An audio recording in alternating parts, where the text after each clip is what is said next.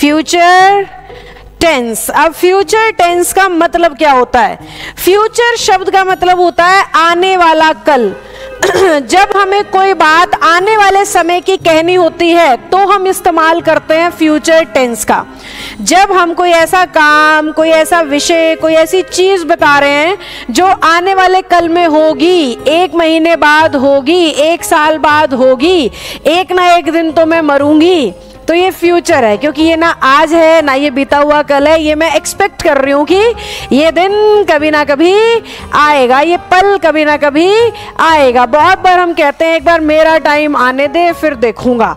बीच में इसकी T shirts और पता नहीं क्या क्या चला था, अपना टाइम आएगा, अपना टाइम आएगा। तो ये जो अपना टाइम आएगा यानी अभी नहीं है, इंतजार कर रहे हैं कि आएगा। तो ऐसी सेंस को हम कहते हैं कि क्या मिल रही है उसमें फीलिंग? फ्यूचर की मिल रही है। क्या फीलिंग मिल रही है उसमें? फ्यूचर टेंस की फीलिंग मिल रही है। अब फ्यूचर टेंस में भी वही 4 तरीके से एक्शन बटा हुआ है। सबसे पहले इंडेफिनिट या सिंपल, सबसे पहले इंडेफिनिट या सिंपल। अगर आपको पिछले क्लासेस याद हो तो मैंने बहुत अच्छे से आपको समझाया था फ्यूचर का मतलब विल और शैल होता है।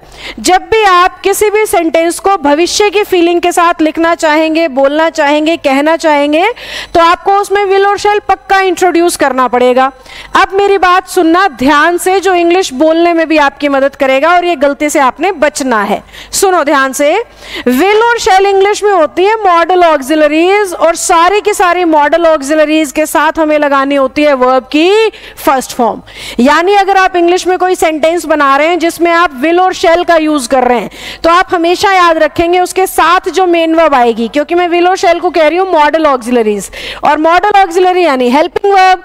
तो विल और शैल है हेल्पिंग वर्ब, यानी इन्हें मेन वर्ब चाहिए, और अगर इनके साथ मेन वर्ब आएगी, एक्शन आएगा, तो सिर्फ कौन सी फॉर्म आएगी? फर्स्ट फॉर्म आएगी। फर्स्ट फॉर्म के सिवाय कभी भी कुछ भी विल और शैल के बिल्कुल साथ मेन वर्ब के तौर पे नहीं आ सकता है। एक कंफ्यूजन और होता है बच्चों को कि विल कहां पे लगाऊं और शैल कहां पे लगाऊं। बेसिक की अगर हम बात करें तो आई और वी यानी फर्स्ट पर्सन सिंगुलर और प्लूरल दोनों के साथ, ये फर्स्ट पर्सन सिंगुलर, ये first person plural. First person यानी बात को कहने वाला, तो आई और वी के साथ हमेशा इंग्लिश में लगाते हैं शेल। सेकंड और थर्ड पर्सन इनके साथ लगाते हैं विल। सेकंड और थर्ड पर्सन से हमारा मतलब होता है यू, सुनने वाले को सेकंड पर्सन कहते हैं, और बोलने वाले और सुनने वाले जिसके बारे में कह रहे होते हैं उसे थर्ड पर्सन कहते हैं। ही, शी, इट, दे या किसी का नाम थर्ड पर्सन कहलाता है, उसके साथ लगाओ विल।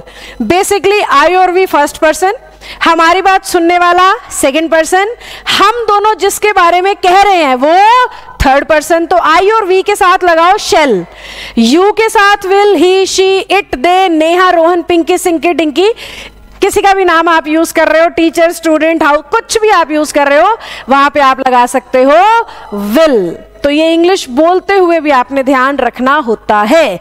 जल्दी से थम्स अप डालो अगर यहां तक अपनी बात बन गई है तो।